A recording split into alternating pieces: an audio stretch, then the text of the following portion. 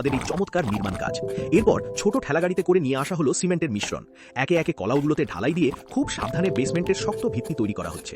দেখতে দেখতে পিলারের কাঠামো একদম প্রস্তুত। এখন কাঠ দিয়ে ছাদের শাটারিং করে তার ওপর রডের জাল বিছিয়ে দেওয়া হলো। ঠেলাগাড়ি থেকে মসৃণ কংক্রিট ঢেলে ড্রোয়েল দিয়ে সমান করে তৈরি করা হলো নিচতলার ছাদ।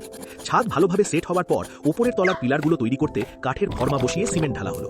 ফর্মাগুলো খুলে ফেলতেই বেরিয়ে এলো নিখুঁত কংক্রিটের স্তম্ভ। এর পরের ধাপে আরও একটি ছাদ ঢালাই করে তা ফিনিশিং টুল দিয়ে একদম মসৃণ করা হলো।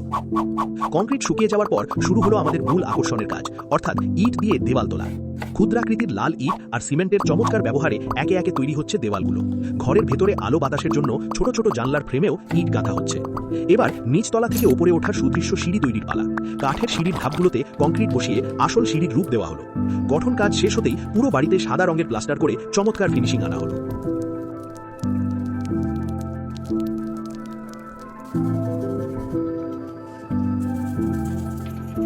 এরপর ব্রাশ দিয়ে বাড়িটির দেওয়ালে সুন্দর গোলাপি এবং নিচের পিলারে আকর্ষণীয় নীল রঙের প্রলেপ দেওয়া হচ্ছে।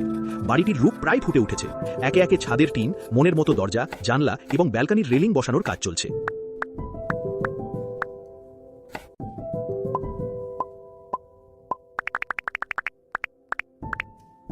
ছোট্ট এই নিখুঁত কাজের ফিনিশিং টাচ দিতেই সম্পূর্ণ প্রস্তুত আমাদের এই স্বপ্নের রঙিন মিনিয়েচার বাড়ি।